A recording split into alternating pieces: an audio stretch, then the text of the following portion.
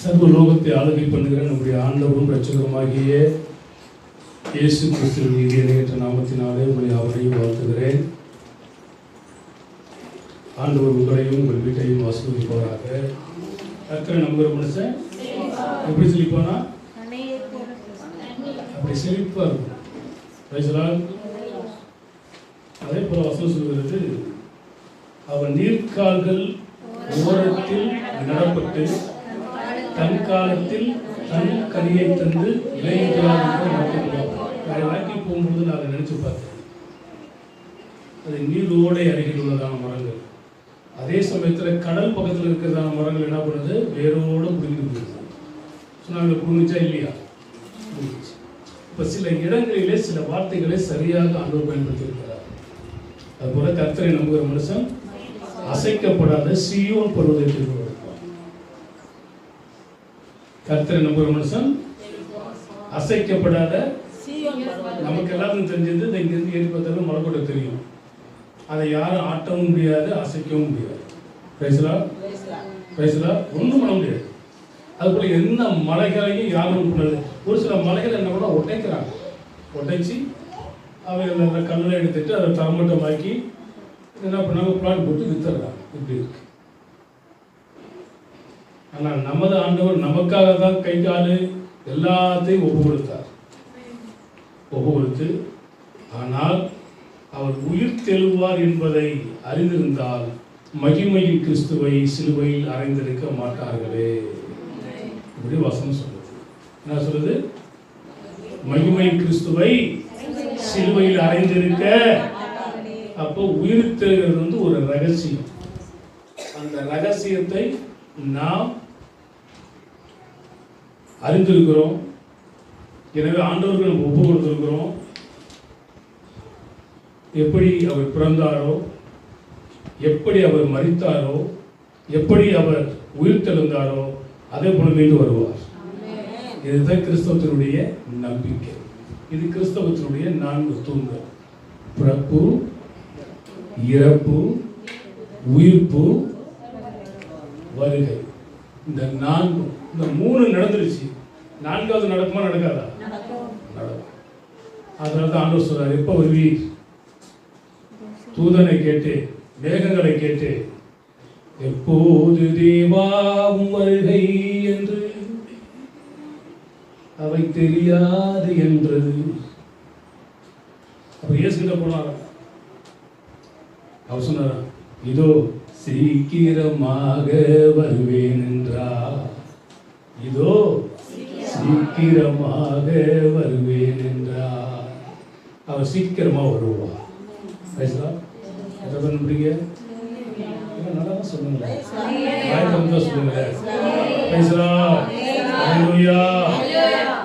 எனக்கு டல் ஆயிடுச்சு. சொன்னா பூஸ்ட் ஆகும்னு சொல்லுவாங்க. ஆனா உங்களை அல்லேலூயா சொல்றதுக்கு என் உயிர் போகுது.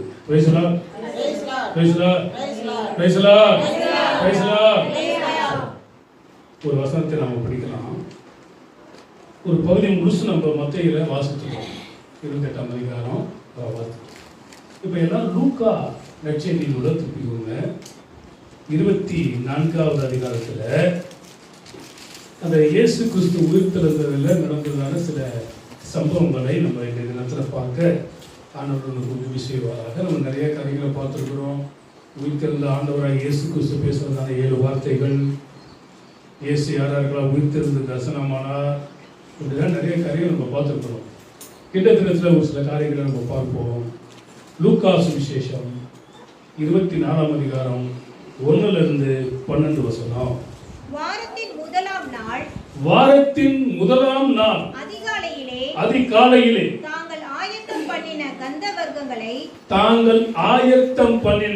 வர்க்கங்களை அவர்கள் எடுத்துக்கொண்டு வேறு சில ஸ்திரீகளோடு கூட கல்லறையினிடத்தில் வந்தார்கள். கல்லறையை அடைத்திருந்த கல் புரட்டி தள்ளப்பட்டிருக்கிறதை கண்டு, கல்லறையை அடைத்திருந்ததான கல் புரட்டி தள்ளப்பட்டிருப்பதை கண்டு உள்ளே பிரவேசித்து கர்த்தராகிய இயேசுவின் சரீரத்தை காணாமல் அதை குறித்து மிகுந்த கலக்கம் அடைந்திருக்கையில், அதை குறித்து மிகுந்த கலக்கம் அடைந்திருக்கையில், பிரகாசம் உள்ள வஸ்திரம் தரித்த இரண்டு பேர் அவர்கள் அருகே நின்றார்கள். அந்த ஸ்திரீகள் பயப்பட்டு தலை கவிழ்ந்து தரையை நோக்கி நிற்கையில், அந்த இரண்டு பேரும் அவர்களை நோக்கி உயிரோடு இருக்கிறவரை மரித்தோரிடத்தில்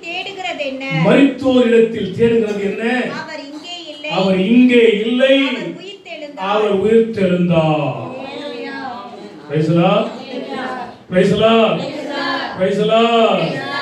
மரித்தவர் மத்தியிலே ஜீவதேவனை தேடுவாரோ, மரித்தவர் மத்தியிலே ஜீவதேவனை தேடுவாரோ சொல்றாங்க. அவர் இங்கே இல்லை, தாம் சொன்னபடியே உயிர்த்தெழுந்தார். இப்ப கல்லறை எப்படி இருக்கு? திறக்கப்பட்டிருக்குது. அது எப்படி இருக்குது? காலியா இருக்குது. Price the Lord, praise the Lord. காலியாக உள்ள கல்லறை. Price the Lord. சொல்லுவாங்க பாக்கெட் எம்டிங்க, நமக்கு இதுதான் எம்டி. இருந்தா கூட என்ன பண்ணுவோம், நம்ம தான் 4 இடத்துல வச்சுக்கிறோமே, ஒரு கேப்பான்னு சொல்லியே நம்ம எப்படியா வச்சுருக்கோம். உண்மைதானே? இல்ல பாரு, உலகத்தில் இருக்கிறதான எல்லா கல்லறைகளிலுமே உள்ள யார் இருக்கா?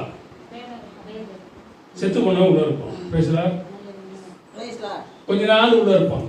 அப்புறமா என்ன ஆகிடும்? மண்ணோட மண்ணு மக்கிடும். ஏன் மண்ணோட மண்ணு மக்குது? நீ மண்ணிலிருந்து எடுக்கப்பட்ட மண்ணுக்கே திரும்புவாய். மண்ணுக்கு ஒரே ஒரு தன்மை என்னன்னா, எதை போட்டாலும் அரிச்சிடும். எதை போட்டாலும் அரிச்சிடும். ஆனா இப்போ ஒண்ணு மட்டும் நம்ம சரியா அரிக்க மாட்டேங்குது. என்னத்த? பிளாஸ்டிக் அரிக்க மாட்டேங்குது. நானும் பார்த்து சில இடங்கள் நம்ம வீடுலாம் கட்டும்போது நோண்டி பார்த்தேன், உள்ள அப்படி இருக்குது.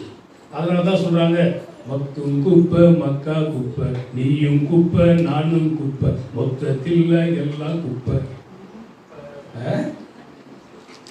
பிரிச்சு கொடுங்கன்றா. என்ன சொல்றா? குப்பை.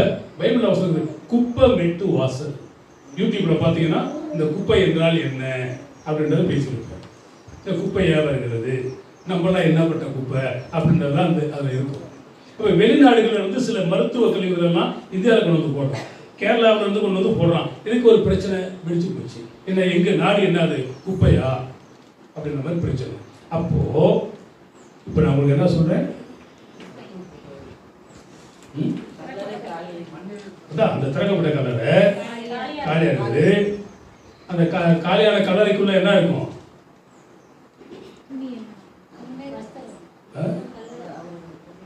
காலியான கல்லறைக்குள்ள ஸ்டேஷனுக்கு ஃபோன் பண்ணான். ஐயா, பாரி நகர் 5ஆம் தெரு 5/202 பாரி நகர்ல இருந்து நான் பேசுறேன். உடனடியா என்னை காப்பாத்துங்க. போலீஸ்கார் கேட்கிறேன், நீ யாரு? நான் திருட வந்த திருட, நான் மாட்டிக்கிட்டேன், என்னை காப்பாத்துங்க. யார் சொல்றா? புரியுதா? கல்லறை திறக்கப்பட்டிருக்குது. ஆனா பைபிள் சொல்றது வெள்ளை அடிக்கப்பட்ட கல்லறையே. அப்போ எப்ப கல்லறைக்கு வெள்ளை அடிக்கிறாங்கன்னா, கல்லறை திருநாள் வரும்போது எங்க அப்பாவுக்கு ஒரு 2 அடி, அம்மாவுக்கு அடி, மாமாவுக்கு அடி, மச்சான் அடி, எல்லாத்துலேயும் ஹோட்டல்ல இருந்து கோழி பிரியாணி வந்து வச்சு படுத்து வந்துடுறான். எங்க அப்பாவுக்கு பிடிக்கும். ஒரு அடக்கம் பண்ண போயிருந்தேன். மண்ணுக்குள்ள வைக்கும்போது ஒருத்த உடியாரம், என்னடா காய்ச்சல் பிடி தான் அவருக்கு பிடிக்கும். திருவாரூர்ல ஏன்டா அடக்கம் பண்ண போனன்னு ஆகிப்போச்சு. இப்படி எல்லாம் மனிதனுடைய வாழ்க்கையில செத்து போனவனுக்கு பிரியமானதை செய்யும் பொழுது உயிரோடு இருக்கிற ஆண்டவருக்கு பிரியமா நம்ம வாழணுமா இல்லையா? பக்தர் சொல்லுகிறான், உமக்கு பிரியமானதை செய்ய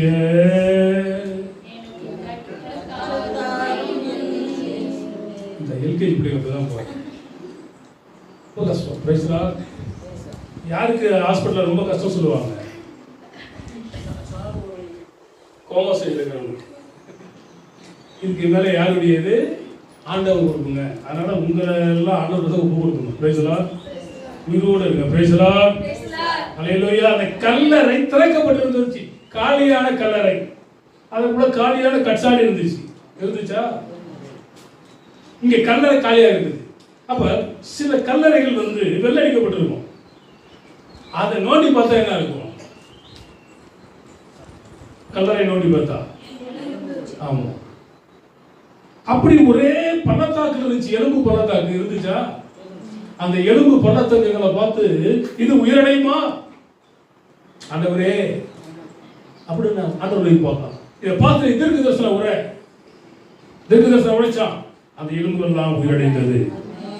நரம்புகள் உருவாகட்டும், உன் சிந்தை உண்டாகட்டும்.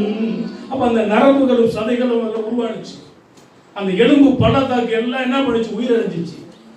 அப்போ ஒரு தீர்க்கதரிசி சொல்லும் பொழுது எலும்பு பள்ளத்தாக்கில் இருக்கிறதான எல்லா எலும்புகளும் உயிரடைந்து கால் ஊன்றி நிற்குமானால் அந்த சராசரங்களை படைத்த தேவன் சொன்னாரு, என்னை கல்லர் கையில காட்டி கொடுப்பாங்க, என்னை அடிப்பாங்க, காரி துப்புவாங்க, முள்மூடி சுத்துவாங்க, படத்துல தொங்க வைப்பாங்க, அடக்கம் பண்ணுவாங்க, 3வது நாள் உயிர் தள்ளுவேன். அதனால தான் அப்பவே சொன்னார்கள், நம்ம வாசித்ததான பகுதிகளில் அந்த காவலாளிகள் சொன்னாங்க, நாங்கள் உறங்கி கொண்டிருக்கும் பொழுது அவரை களவாய் கொண்டு போய்விட்டார்கள்.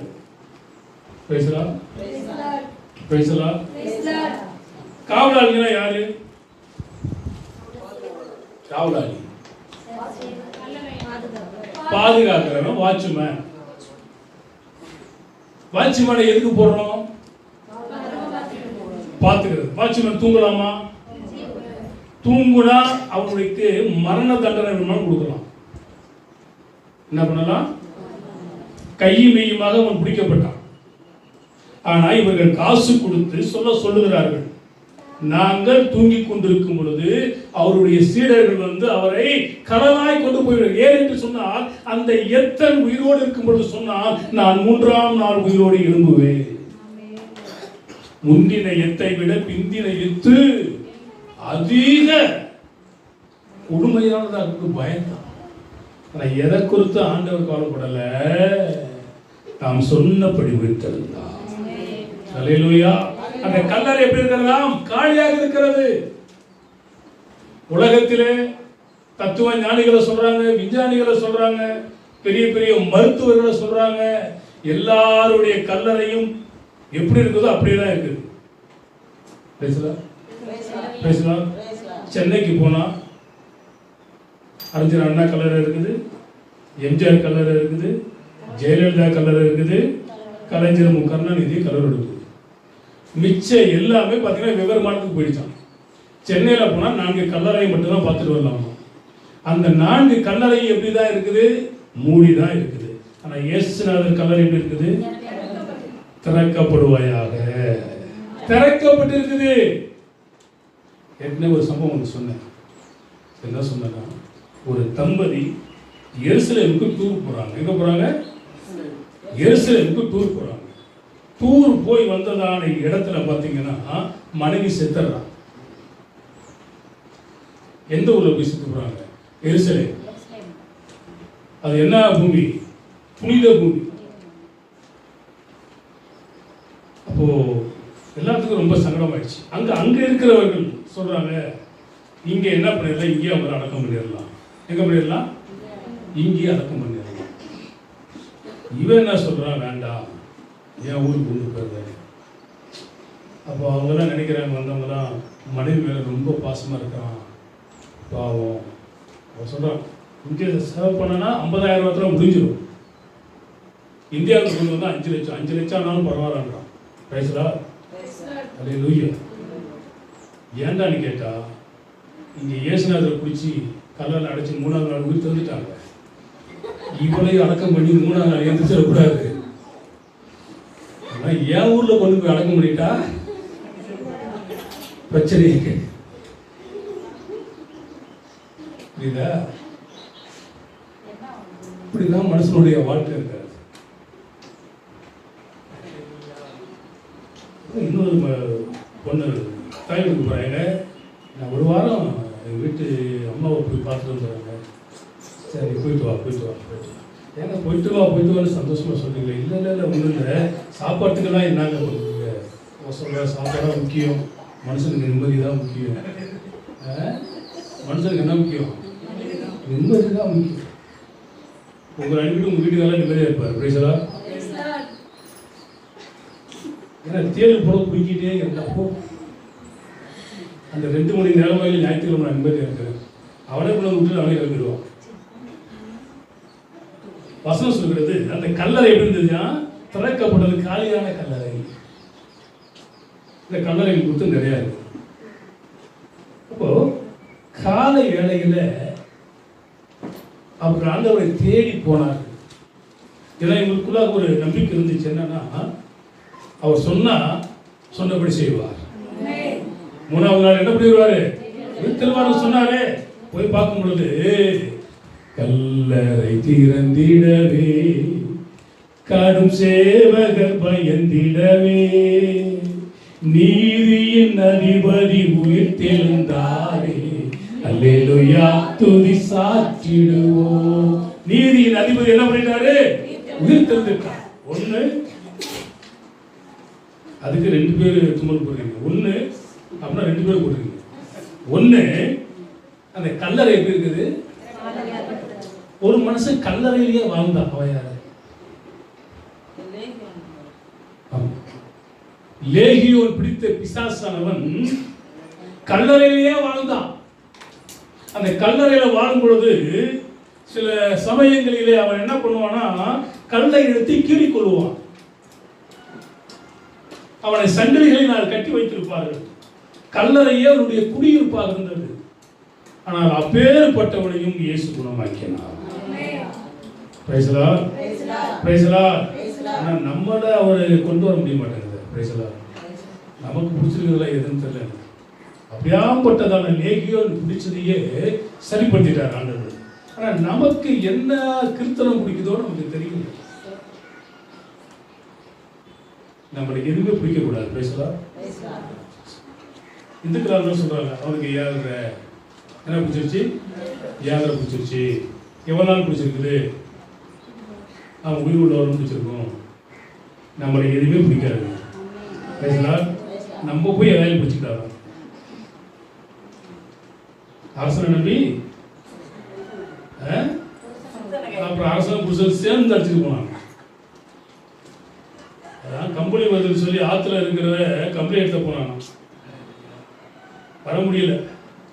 மேலே இருந்து சொல்கிறான், கம்பெனியை விட்டுரு.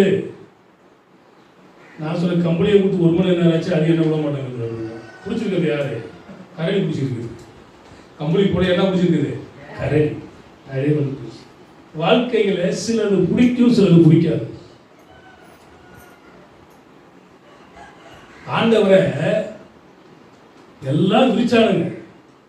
தாவீது குமாரனுக்கு ஓசோனா என்று பாடி குதுகலிச்சு பண்ணிக்கிட்டு இருக்கிறதான வேலைகளில் 5 நாள் கழிச்சு இவனை சிலுவையில் அறையும், இவனை சிலுவையில் அறையும், இவனை சிலுவையில் அறையும் என்று சொன்னார்கள். சொன்னாங்களா இல்லையா? அப்பா என்னுடைய இரத்த பலியெல்லாம் அவங்க பிரார்த்தனை சொல்லும் பொழுது அந்த இரத்த பலி என் மேலையும் என் பிள்ளை மேலையும் வரட்டும், எனவே இவனை சிலுவையில் அறையினாங்க. பிடிச்சி அரைஞ்சிட்டாங்க. ஆனால் அவங்க மனைவி வந்து சொல்றாங்க, இந்த நீதிமான ஒன்றும் செஞ்சிடாத. நான் கனவுல கண்டேன், அவர் நீதிமான், அவர் உத்தமர் அப்படின்னு சொல்றதுனால பிளாத் என்ன அப்படின்னா கையை கழுவிட்டான். படம்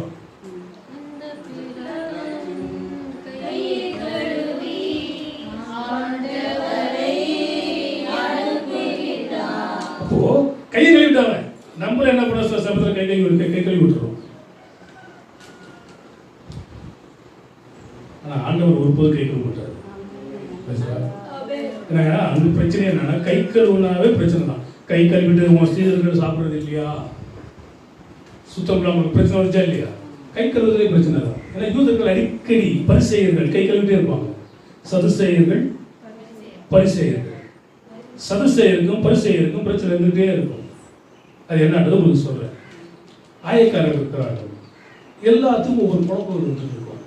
இப்போ அடிச்சாங்க, கல்லறையில் கொண்டு போய் மாட்டினாங்க. தேடும் பொழுது என்ன கலர்ல யார் இல்ல? இயேசு இல்ல. Price the Lord. Praise the Lord. Praise the Lord. Right. Colour ஆள் இல்லைன்னா என்ன அர்த்தம்? ரூட்டை விட்டாருன்னு அர்த்தம். Price the Lord. இப்போ நீங்க வீட்டில் இல்லைன்னா இப்போ என்ன அர்த்தம்? சபைக்கு வந்துட்டீங்க. சபையிலேயே ஆள் இல்லைன்னா என்ன அர்த்தம்? பூமியில் நீங்க எங்கேயுமே இல்லைன்னா என்ன அர்த்தம்? அப்படிலாம் சொல்லுங்க. ஆண்டவர் வந்துட்டான்னு அர்த்தம். அப்படியே நம்ம மறுபடியும் வாங்கிடுவோம். Praise the Lord. ஹல்லேலூயா. அப்போ ரெண்டாவது ஒரு சம்பவம் 24ஆம் அதிகாரம் லூக்கா 24:13-35. அன்றைய தினமே அவர்களில் 2 பேர் எருசலேமுக்கு 7 அல்லது 8 மைல் தூரமான எம்மாவூர் என்னும் கிராமத்துக்கு போனார்கள். போகையில் இந்த வர்த்தமானங்கள் யாவையும் குறித்து அவர்கள் ஒருவரோடு ஒருவர் பேசிக்கொண்டார்கள்.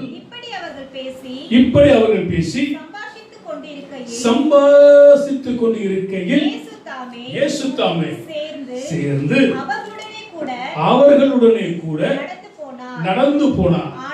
ஆனாலும் அவரை அறியாதபடிக்கு அவர்களுடைய கண்கள் மறைக்கப்பட்டிருந்தது. அப்பொழுது அவர் அவர்களை நோக்கி நீங்கள் துக்க முகம் உள்ளவர்களாய் வழி நடந்து ஒருவருக்கு ஒருவர் சொல்லிக் கொள்கிற காரியம் என்ன என்று கேட்டார். அவர்களில் ஒருவனாகிய கிளியோப்பா என்பவன் பிரதியுத்தரமாக இந்நாட்களில் எருசலேமில் நடந்தவைகளை அறியாதபடிக்கு அந்நியரா இருக்கிறீரோ என்றார். அவர் எவைகள் என்றார். அதற்கு அவர்கள் நசரேயனாகிய இயேசுவை குறித்தவைகளே, அவர் தேவனுக்கு முன்பாகவும் ஜனங்கள் எல்லாருக்கும் முன்பாகவும் செய்கையிலும் வாக்கிலும் வல்லமையுள்ள தீர்க்கதரிசியாக இருந்தார். நம்முடைய பிரதான ஆசாரியரும் அதிகாரிகளும் அவரை மரண ஆக்கினைக்கு உட்படுத்தி சிலுவையில் அறைந்தார்கள். அவரே இஸ்ரவேலை மீட்டு ரட்சிக்கிறவர் என்று நாங்கள் நம்பியிருந்தோம். இவைகள் சம்பவித்து இன்று 3 நாள் ஆகிறது. இப்ப எம்மாவூர் சீசர்கள் போயிட்டு இருக்கிறாங்க.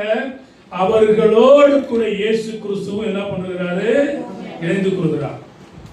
இப்போ 3 பேரும் ஒருவரோடு ஒருவர் சம்பாதித்துக் கொள்கிறார்கள், உரையாடி கொள்கிறார்கள், பேசிக் கொண்டிருக்கிறார்கள்.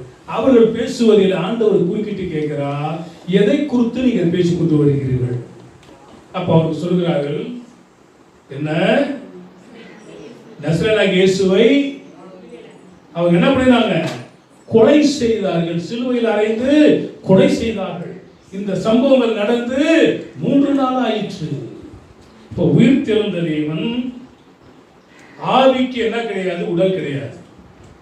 ஆவிக்கு என்ன கிடையாது? உடல் கிடையாது. சினிமா படங்கள்லாம் எடுக்கிறான். சினிமா படம் எனக்கு கொஞ்சம் ஞாபகம் வருது. இப்பெல்லாம் ஒரு ட்ரெஸ் வருது, பெண்கள் போடுற ட்ரெஸ். என்ன ட்ரெஸ்? லெகின்ஸ். இந்த லெகின்ஸ் வந்து எப்போ வந்துச்சு தெரியுமா? மோகினி பிசாசு போட்டுருந்தாங்க. போட்டுக்கிட்டு அடுப்பு காலில் விட்டுருக்கோம். பார்த்துருக்கீங்களா? வெள்ளை லெகின்ஸ் போட்டுக்கிட்டு கால் 2 என்ன போட்டிருக்கோம், அடுப்பில் விட்டுட்டு குடிச்சிட்டு என்ன பண்ணோம்? சோறாக்கிட்டு இருக்கோம். நீயே பிசாசு, உனக்கு எதுக்கு சோறு? அதெல்லாம் நம்ம யோசிக்கணும். இந்த முன்னால் வந்த லெகின்ஸ் இப்போ வந்து 2025 இருந்து என்ன இருக்குது? மாடல். நீங்கள் பாருங்களேன், மோகினி பிசாசுடைய படத்தை, ஜெகன் மோகினி தான் எதனா பாருங்க. அது போட்டுக்கிட்டு எல்லாம் என்ன பண்ணிருக்கோம்? நான் சொல்றது உண்மையா இல்லையா? அதை கொண்டு வந்து இப்போ என்ன பண்ணிட்டான்? Modern dress. இதெல்லாம் அந்த காலத்திலேயே மோகினி போட்டது. இப்போ போட்டுக்கிட்டு இருக்கவங்க யாரு? நான் சொல்ல அதெல்லாம் போட்டுக்கிட்டு போற ட்ரெஸ் வரலாது. அது எல்லாவற்றையும் அனுபவிக்க எனக்கு அதிகாரம் உண்டு. எல்லாம் தனியாக எனக்கு ஒரு ஃபேன் இருக்குதுங்க, 2500 அந்த ஃபேன். இதுவரை நான் ஒரு 3 முறை 4 முறை தான் போட்டுருக்கேன். ஏன்னா அது போட எனக்கு விருப்பம் இருக்கிறது. எங்கள் அம்மாவுடைய நினைவுக்காக அந்த ஃபேன் எடுத்தது, இறந்த அப்போ சோதனை போட்டது. நான் வேண்டானே, எங்கள் அண்ணன் கம்பல்சரி. ஏன்னா அப்படி வந்து அது பிடிக்காது எனக்கு. அது துவச்சி அயன் பண்ணியிருக்கும். எப்போயாவது என்னுடைய ஃபேன் அழுக்காக இருக்குது போட முடியலன்னா அதை மாற்றிட்டு வந்துடுவோம். அவ்வளோதான், எமர்ஜென்சிக்காக அது போடுறேன். அது எனக்கே பிடிக்க மாட்டேங்குதுன்னா அப்போ பெண்கள் எப்படி இருக்குன்னு யோசனை பண்ணிப்பாரு. சரி, மோகினி ட்ரெஸ் நமக்கு வேண்டாம். பேசலாம் பேசலாம் பேசலாம். எம்மாவூர் போகும் பொழுது 7 மைல் 8 மைல் தூரம் நடந்து போறாங்க. ஆனா நம்மளால கொஞ்சம் தூரம் நடந்து வர முடிய மாட்டாங்க. பேசலாம். இயேசுநாதர் கிராமங்கள் தோறும் பட்டணங்கள் தோறும் என்ன பண்ணினாரா? நடந்தா. அப்ப நாம என்ன பண்ணி நடக்கணும். நடக்கணும். ஒரு நாளைக்கு 45 நிமிஷம் தான் குறைஞ்சு நடக்க சொல்றோம். எவ்வளவு நேரம்? 45 நிமிஷம் நடக்க சொல்றோம். நீங்க எவ்வளவு நேரம் நடக்கிறீங்க? எனக்கு ஒரு வீடியோ வந்துச்சு. ஒரு அம்மா துணி துவைச்சிட்டு இருக்குது. ஒரு பையன் எதிர்த்து பார்க்குறான். பாட்டி வந்து துணி துவைக்குது. அவங்க அம்மா சும்மா கையில் வச்சுக்கிட்டு எக்ஸசைஸ் தான், இப்படி எக்ஸசைஸ். அப்போ நம்ம அம்மாவுக்கு பைத்தியம் முடிச்சு போல தெரியுது. நம்ம யோசிக்கிறோம், இதெல்லாம் எக்ஸசைஸ் வந்து ஏன் பண்ணணும்னா, வீட்டில் சரியா கூட்டாம பெருக்காம பாத்திரங்களை கழுவாம வீட்டு வேலைகளை செய்யாம இருக்கிறாங்க பார்த்தீங்களா? இதுங்களுக்கு தான் எக்ஸசைஸ் தேவை. எல்லா வேலைகளையும் நீங்க ஒழுங்கா வீட கூட்டி பாத்திரங்கள்லாம் கழுவி துணி எல்லாம் துவைச்சிட்டு இருந்தா உங்களுக்கு எந்த எக்ஸசைஸும் தேவை. பேசலாம் பேசலாம் பேசலாம் பேசலாம். இதெல்லாம் செய்றீங்களா? வீட்டில் 2 இட்லி 2 பாத்திரம், அவ்வளோதானே. அப்போ வீட்டில் உள்ளதான காரியங்கள், வீடை கூட்டுறது, துணி துவைக்கிறது, பாத்திரங்கள் கழுவுறது, இதெல்லாம் பார்க்கணும். இட்லியை ஊற்றிட்டு உட்காந்துடுறோம், 1/2 மணி நேரத்தில் வெந்துடுது. அதுக்கடுத்து எல்லாத்தையும் போய் கழுவணும். ஆனால் தோசை என்ன பண்ணி நின்று ஊற்றணும், அப்புறமா ஃப்ரீ ஆகிடும். எல்லாத்துக்கும் வேலை இருக்கதான் செய்யும். நிறைய பேர் என்ன பண்ணுவாங்க? தோசை ஊற்றிடுவோம்.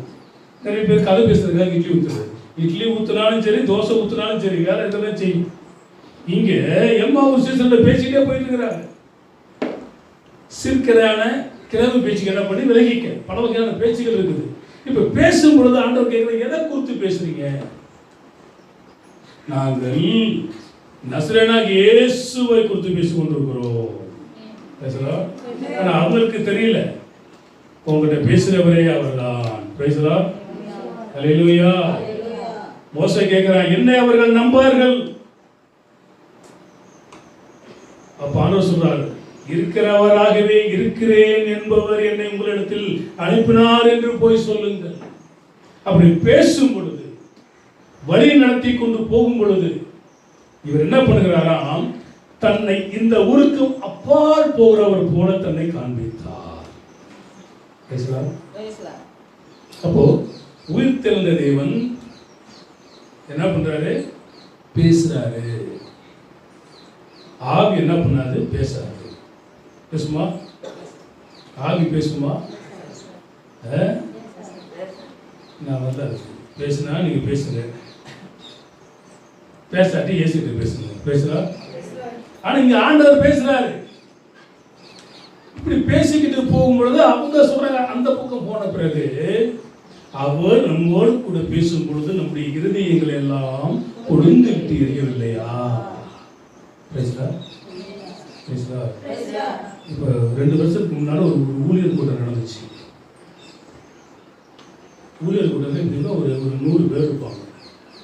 பைபிள் அவசரம் சொல்லுகிறது, அக்னியை நான் போட வந்தேன், அக்னி இப்பொழுது பற்றி இருக்கிறது. எல்லா கதவையும் மூடிட்டு ஊழியர்கள் என்ன பண்ணிட்டாங்க, எல்லாரையும் ரவுண்டாக உட்கார வச்சுட்டு பெரிய ஒரு பந்தத்தை கட்டி, அல்லேலூயா அக்னி இறங்கட்டும் இறங்கட்டும் இறங்கட்டும் இறங்கட்டும். நானாக இருந்தால் கொஞ்சம் பெட்ரோல் ஊற்றி விட்டுருந்தேன், பற்றி எறியட்டு. இதுக்கு பேர் அக்கினி கிடையாது. ஊழியர் செஞ்சாலும் தப்பு தான், யார் பண்ணாலும் தப்பு தான். எவ்வளோ ஒரு வேத அறிவில்லாத ஒரு காரியம். ஊழியர்களாக வச்சு சுற்றியும் பந்தம். இந்த பந்தத்தை எப்போ எடுத்துகிட்டு போவாங்கன்னா, சுரங்கங்களை கடக்கும் பொழுது இருட்டாக இருக்கும், திருடர்கள் இருப்பார்கள், வழிப்பறி கொள்ளையர்கள் இருப்பார்கள் என்பதற்காக கொண்டு போவாங்க. அதுதான் பந்தம். பைபிளில் தீவெட்டி யார் கொண்டு போனாங்கன்னா, புத்தியுள்ள கனிகள், புத்தி இல்லாத கனிகள் கொண்டு போனாங்க. இந்த ஊழியக்காரன் அக்கினியை இறக்கும், அக்கினியை இறக்கும், அக்கினியை இறக்குனா அக்கினி எப்போ இறங்கும்? கொஞ்சம் பெட்ரோல் ஊற்றில இறங்கிடும். இது மாம்ச சிந்தை மரணம். ஆவியின் சிந்தைனா, நான் அவரை தியானிக்கையில் அக்கினி எனக்குள் மூண்டது. முடிச்சா இல்லையா? சொல்றாரு, பைபிள்ல சொல்லுது. நம்ம அவர் உட்கார்ந்து நீங்க தனிப்பட்ட முறையில் கண்களை மூடி ஆண்டவரை நோக்கி பார்த்து ஸ்தோத்திரம் பண்ணி வேதவசனம் தியானிச்சு பாருங்களேன், உங்களை அறியாமலே ஒரு ஃபயர் ஆயிடுவீங்க. அவர்களுக்குள்ள அக்கினி மூண்டது. ஏன்னா ஆண்டவர் உயிர்த்தெழுந்தார். இது 2வது சம்பவம்.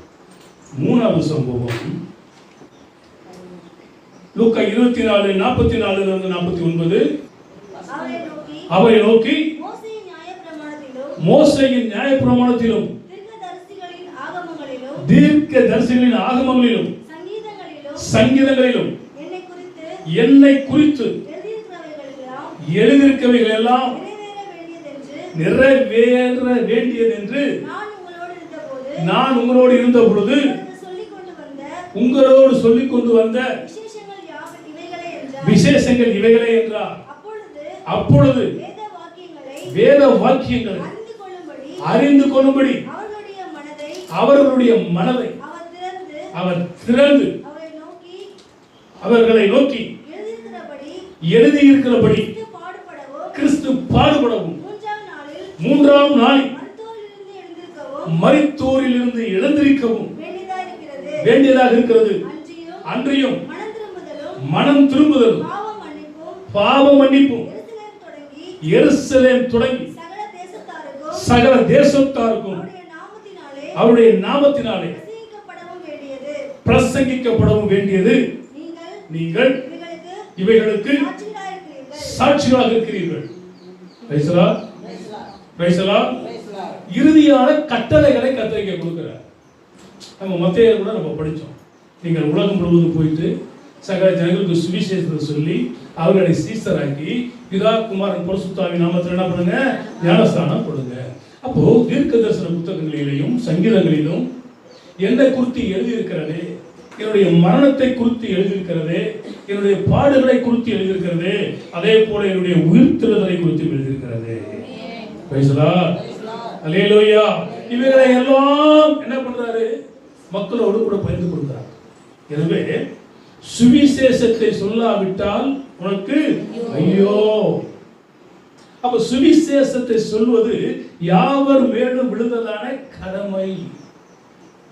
அது அப்பாவா இருந்தாலும் சொல்லணும், அம்மாவா இருந்தாலும் சொல்லணும், கணவனா இருந்தாலும் சொல்லணும், நாத்தனாரா இருந்தாலும் சொல்லி யாரா இருந்தாலும் சொல்லணும். சொல்ல வேண்டியது நம்முடைய கடமை. அவங்க ஏத்துக்கிறாங்களோ ஏத்துக்கொள்ளையோ அது அவங்களுடைய உடம்பு. அப்போ ஆண்டவர் என்ன பண்றாரு, சொல்றார், இறுதி காரியங்கள் எல்லாம் சொல்றார். அப்படியெல்லாம் சொன்னது நிமித்தமாகத்தான் அந்த 12 பேரை வைத்து தேவன் உலகம் முழுவதையும் ஆத்துமாக்களை ஆதாயப்படுத்தி வச்சிருக்கிறார். ஏனென்றால் ஒருவனும் கெட்டு போவது தேவனுக்கு சித்தம் அல்ல. எல்லாரும் மனம் திரும்ப வேண்டும் என்பதும், எல்லாரும் ரட்சிக்கப்பட வேண்டும் என்பதும், எல்லாரும் தேவனுடைய ராஜ்யத்துக்கு வர வேண்டும் என்று அவரும் சித்தம் கொண்டிருக்கிறார். அவர் கீர்த்தனைகளாக இருக்கட்டும், சங்கீதங்களாக இருக்கட்டும், ஞான பாட்டுகளாக இருக்கட்டும், உபதேசங்களாக இருக்கட்டும், தீர்க்க தரிசனங்களாக இருக்கட்டும், எல்லாவற்றிலுமே ஆதி முதல் அந்த வரையும் இயேசுநாதரை மையமாக வைத்து எழுதப்படுகிறது. அந்த தேவன் தான் சொல்றாரு, இந்த சுவிசேஷ உலகம் முழுவதும் சொல்றதான இடத்துல எல்லாம் ஒரு பெண் நினைவு கூறப்படுவார். யாரு?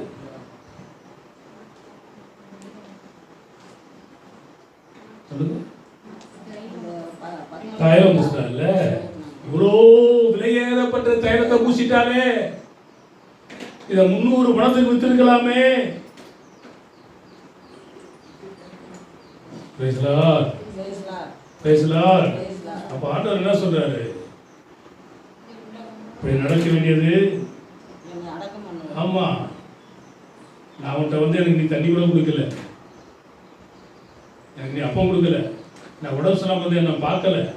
ஆனா இவரோ நான் வந்ததுலேருந்து என்னை என்ன பண்ணுகிறா? ஓயாம முத்தப்படுகிறா. அந்த தைலத்தை பூசி தன்னுடைய முடியினால் என்ன பண்ணினார்? துடைத்தார். எனக்கு ஒரு கலசம் தண்ணி கூட கொடுக்கலையே. ஆண்டவர் சொல்றார், ஒரு கலசம் தண்ணீர் கொடுத்தா அதுக்கு உண்டான பலனை பெறுவாய். பேசலாம். அப்போ அப்படி சொல்றாரு, ஒருத்தருக்கு 50,000, ஒருத்தருக்கு 5 லட்சம். இதுல யாருடைய கடன் மன்னிக்கப்பட்ட சந்தோஷம் அதிகமா இருக்கும்? 5 லட்சம் மன்னிக்கப்பட்டவர் சந்தோஷமா இருப்பான். அது போல இவருடைய அநேக பாவங்கள் மன்னிக்கப்பட்டவர்கள் இவர் சந்தோஷமா இருக்கிறார். பக்தன் சொல்கிறான், சந்தோஷமாயிருங்கள் சந்தோஷமாயிருங்கள் என்று உங்களுக்கு மறுபடியும் சொல்லுகிறேன். அப்ப ஆண்டுடைய இறுதி கட்டளைகள் அதை நம்ம கடைபிடிக்க வேண்டும். இந்த உலகத்தின் முடிவு பரியந்தம் சதா காலங்களில் நான் உங்களோடு கூட இருக்கிறேன். அந்த இருக்கிறேன் என்றதான தேவன் இருக்கிறவராகவே இருக்கிறார். அவர் நம்மோடு கூட இருக்கிறபடியினால அவருடைய சட்ட திட்டங்களை நம்ம கீழ்ப்படியணும், சத்தியத்தை சொல்லணும். உங்களுடைய வீடு சகல ஜனங்களுக்கும் சொல்லுங்களேன், உங்களுடைய வீடு சகல ஜனங்களுக்கும். உங்க வீட்டில் ஜெபம் நடத்துறதால ஜெப வீடு. என்னுடைய வீடு சகல ஜனங்களுக்கும். சரி, உங்க வீடு ஜெப வீடு தானா? உங்க வீடு ஜெப வீடு தான்.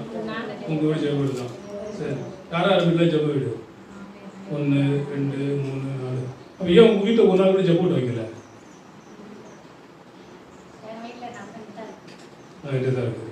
சொல்லுங்க, உங்க வீடு ஜெப வீடுன்றீங்க, இப்ப ஏன் ஒரு நாள் கூட ஜெப வீட்டில் ஏன் ஜெப வைக்கல?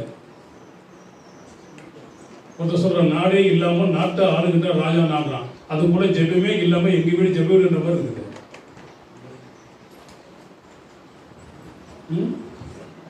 உங்க வீடு என்ன வீடா இருக்கணும்? இப்ப ஜெப வீடா இருக்கணும் இருந்தா அதுல ஜெபம் இருக்கணும். பேங்க் அதுல என்ன இருக்குது? பணம் இருக்குது, அதாவது பேங்க். இப்ப நமக்கு வீடு இருக்குது, கர்த்தர் வீடு இல்லாம வீடை கர்த்தர் கொடுத்தார். அப்போ வீட்டை கொடுத்த தேவனுக்கு இந்துக்கள் வீடை கட்டினானா ஒரு என்ன பூஜாரம்னு ஒன்று கட்டுவோம். என்ன, நீங்க எல்லாரையும் நீங்களே எடுத்துக்கிறீங்க, ஒரு ஜெபாரையும் கட்டுறது இல்லை. கேட்டா அவர் சர்வே வியாபி, அவர் எங்க ரைட்டு. என் வீட்டில் ஒரு வாரத்தில் அல்லது ஒரு மாசத்துல ஒரு ஜெபம் வச்சா என்ன வைக்கணும்? பேசுதா? நான் தான் சொல்றேன், என்ன கூப்பிடாட்டியும் பரவாயில்ல, நீங்களே 10 பேரை கூப்பிட்டு ஜெபம் பண்ணுங்க. பேசுறா பேசுறா, நீங்களே 10 பேரை கூப்பிடுங்க, நீங்களே ஜெபம் பண்ணுங்க, நீங்களே இட்லியும் பூரியும் சுட்டு கொடுங்க, சாப்பிட்டு உயிரோடு வந்து அடுத்த வாரமும் வருவாங்க. பேசுறா. ஏன்னா பைபிள் ஒரு வருஷம் சொல்லி இதை புசிக்கும் நாளிலே அந்த மாதிரிலாம் செஞ்சு கொடுத்துறாரு. இல்லாட்டி கடையில் வாங்கி கொடுத்துருங்க. நம்ம செல்வி சிஸ்டர் இருக்கிறாங்க, எங்கே போனாலும் என்ன வச்சாலும் சரி, 4 இட்லி கொஞ்சம் கெட்டி சட்னி ஒரு கொட்டணும், என்னை விட்டு தாயை நான் வந்துடுறேன். எனக்கு செட் ஆகிறது இல்லை. நீ யாருக்குன்னா என் மேலே சொல்லி 2 பேர் கொடுத்துருங்கன்னு சொல்லி வந்துருக்கேன். நான் ஏதாவது கடையில் ஒரு டீ கொடுத்தனா கூட நம்ம ஒரு கடையை செலக்ட் பண்ணி வச்சுருப்பேன். 100க்கு 100% குடிக்க மாட்டேன். ஏன்னா நம்ம குடிக்கிறதே கொஞ்சம் டிகேஷன் தான். சில வேலை எனக்கு பிடிக்காத சாப்பிட மாட்டேன். அது அப்படியே நான் வாழ்ந்துட்டேன். நீங்கள் நல்லா தான் செய்வீங்க, ஆனால் ஏன் உடம்பு ஒத்துக்காது. அதனால் யார் ஜெபம் பண்ணாலும் ஆண்டவர் ஒத்துக்கும். உண்மைதானா? யார் ஜெபம் பண்ணாலும் ஆண்டவர் ஒத்துக்கும். இல்லை நல்லவன் கெட்டவன் அவன் அப்படிலாம் கிடையாது. அவர் ஜெபத்தை கேட்கிறவர். யார் ஜெபம் பண்ணாலும் கேட்பாரு. பாஸ்டருங்க வந்து தான் பிரசங்கம் பண்ணணும், பாஸ்டர் வந்து தான் ஜெபம் கிடையாது. உங்கள் ஒவ்வொருவருக்கும் ஆண்டவர் அந்த அதிகாரத்தை கொடுத்திருக்கிறார். விசுவாசிகளால நடக்கும் அற்புதங்கள் யாவன என்ன இருக்குது? கைகளை வந்து ஜெபம் பண்ணுவது இருக்குதா? அந்நிய பாஷைகள் பேசுவாங்க இருக்குதா? நம்மளோட பாஷைகள் பேசுவாங்க இருக்குதா? இது எல்லாம் இருக்குது. ஆனா யாரும் எதையும் பயன்படுத்த மாட்டேங்கிறோம். அதனால தான் ஆண்டவர் சொல்றாரு, இந்த சுவிசேஷம் கூட எங்க சொல்லப்படணுமா? யாரை வச்சுதான் சொல்ல முடியும்? சபை மக்களாகி நீங்க தான் சொல்லணும். சுவிசேஷத்தை சொல்லாவிட்டால் எனக்கு சொல்லுங்க ஐயோ எப்ப கத்திருக்கிறீங்க?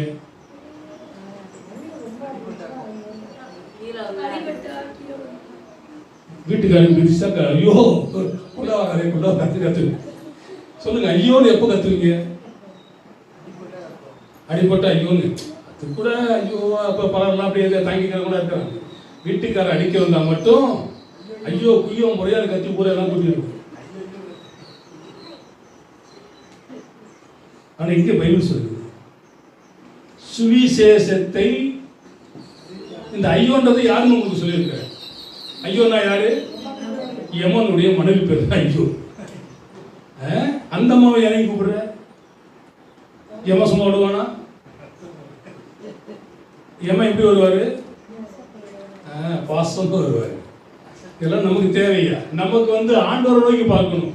என் பிதாவே, உன்னதமானவரே, உயர்ந்தவரே, சிறந்தவரே, நித்தியமானவரே, விடிவெளியே, நட்சத்திரமே, காண்பவரே, காப்பவரே, கருணை உள்ளவரே, இரக்க உள்ளவரே, அன்பின் சிகரமே, சாரோனின் ரோஜாவே, பள்ளத்தாக்கி லீலியே, இப்படிலாம் நிறைய பேரை விட்டுவிட்டு யாரை கூப்பிடுறோம்? தேவையே இது? அவன் சும்மா இருப்பானா? அதனால அந்த ஐயோன்றதை விட்டுருங்க. பேசலாம். எப்போ நம்ம ஐயோ சொன்னோம்னா, ஒரு செத்து போயிட்டாங்க, ஐயோ உனக்கு சத்தியத்தை நான் சொல்லாம போயிட்டேன்னு சொல்லணும். பேசலாம். இப்போ இருக்கிற நேரங்கள், காலங்கள், சந்தர்ப்ப சூழ்நிலைகள்லாம் நீங்க உங்க வீட்டில் ஜெப கூட்டம் நடத்துறதுக்கு தடை கிடையாது. நீங்க 4 பேரை கூப்பிடுறதுக்கும் உங்களுக்கு தடை கிடையாது. என் வீட்டில் நான் நடத்துறேன், நீ யாரையும் என்னை கேட்க போயிட்டே இருக்கிறோம். அதனால சத்தியத்தை சொல்லாம போனா உங்க வாழ்க்கையில ஐயோ. இந்த உயிர்த்தெழுத நாளில் ஒரு முடிவு எடுங்க. என் வீடு சகல ஜனங்களுக்கும், என்னுடைய வீடு சகல ஜனங்களுக்கும், என்னுடைய வீடு சகல ஜனங்களுக்கும் ஜெப வீடு எனப்படும். பேசலாம். 4வது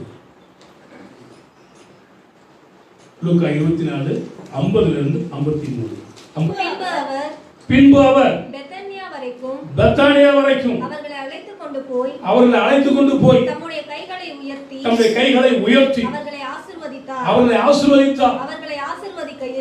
ஆசீர்வதிக்கையில் அவர்களை விட்டு பிரிந்து பரலோகத்துக்கு எடுத்துக் கொள்ளப்பட்டார். அவர்கள் அவரை பணிந்து கொண்டு மிகுந்த சந்தோஷத்தோடு எருசலேமுக்கு திரும்பி வந்து நாடோறும் தேவ ஆலயத்திலே தேவனை புகழ்ந்து துதித்துக் கொண்டிருந்தார்கள். எங்க வந்தாரா? பெத்தானியா. நமக்கு பிரிட்டானியா தெரியும். என்ன தெரியும்? பிரிட்டானியா தெரியும். ஆனா என்ன சொல்றாரு? பெத்தானியா வரையில் எல்லாருக்கிட்டையும் பேசிக்கிட்டு இருக்குது. எல்லாருடைய கண்கள் பார்க்க அப்படியே பரலோகத்துக்கு எடுத்துக் கொள்ளப்பட்டார்.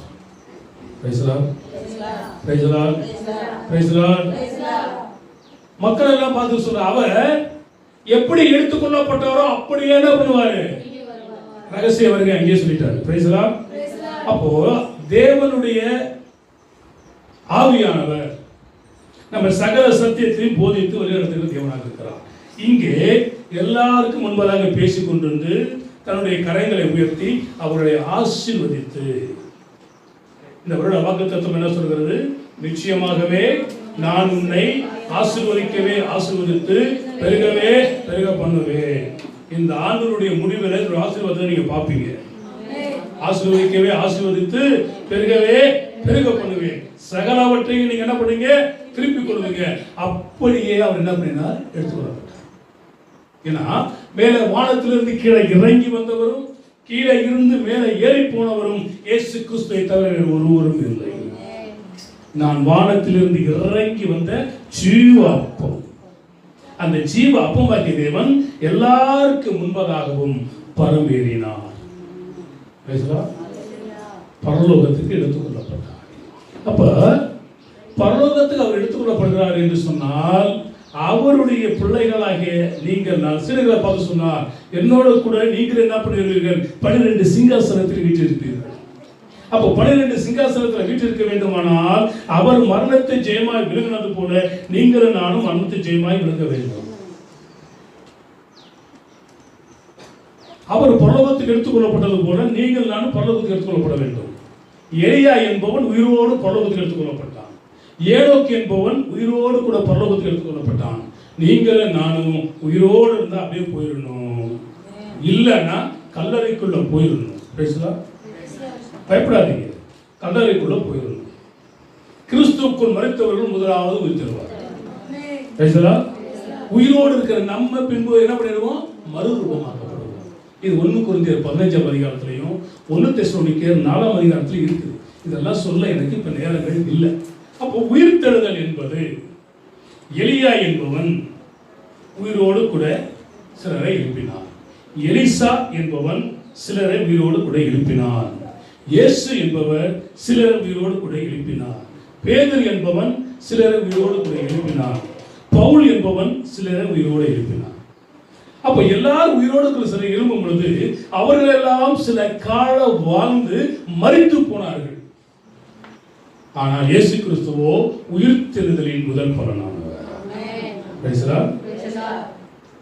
மரித்த இயேசு ராஜா உயிர்த்து விட்டார், மரணத்தை ஜெயமாக விழுங்கி விட்டார். மரித்த இயேசு ராஜா உயிர்த்து விட்டார், மரணத்தை ஜெயமாய் விழுங்கி விட்டார். நமக்காக மாளிகை ஒன்று கட்டுகிறார். கட்டி முடித்த கையுடனே நம்ம என்ன பண்ணிடுவார்? அழைத்து அந்த பாட்டு தம்பூரோடும் வீணையோடும் கவிப்பாடுங்கள், கர்த்தர் இயேசு நாமத்துக்கே துதிப்பாடுங்கள். அதுதான் மரித்த இயேசு ராஜா உயிர்த்து விட்டார், மரணத்தை ஜெயமாக விழுங்கி விட்டார். அந்த சொன்னால் வரும்.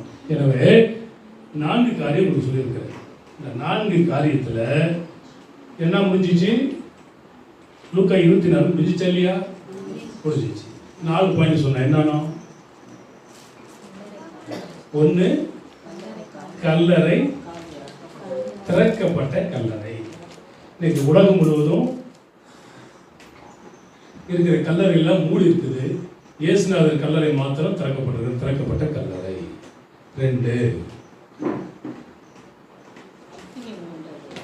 எம்மாவூர்கள் சீஷரோடு கூட உரையாடல். செத்து போனவன் பேச மாட்டான், அவர் உயிர்த்தெழுந்தா. எம்மாவூர் சீஷர்களோடு என்ன பண்ணிருக்கிறாரு? பேசிக்கொண்டு உரையாடி கொண்டு சம்பாதித்து கொண்டு போய் கொண்டிருக்கிறார். அப்படி பேசிக்கொண்டு போகிற வேலையில தான் அவர்களுக்குள்ள அக்கறை மூண்டது. 3வது இறுதியான கட்டளைகளை பேசிட்டு இருக்கிறார் உயிர்த்தெழுந்த ஆண்டவர். நீங்களே சாட்சிகள் இதெல்லாம் சொல்லிட்டு வர்றாரு. அதுல பூலோகம் எங்கும் போய் என்ன பண்ணுங்க? சத்தியத்தை சொல்லுங்க. ஏன்னா சத்தியத்தை சொல்லாவிட்டா உங்களுக்கு ஐயோ. எனவே நம்ம சத்தியத்தை கட்டாயம் என்ன பண்ணணும்? சொல்லணும். 4வது பெத்தானியாவில் எல்லா ஜனங்களும் பேசிக்கிட்டு கரைகளை உயர்த்தி அவர்களை ஆசீர்வதித்து அதற்கு பிறகு அவருடைய கண்கள் பார்க்க அப்படியே பரலோகத்துக்கு எடுத்துக்கொள்ளப்பட்டார்.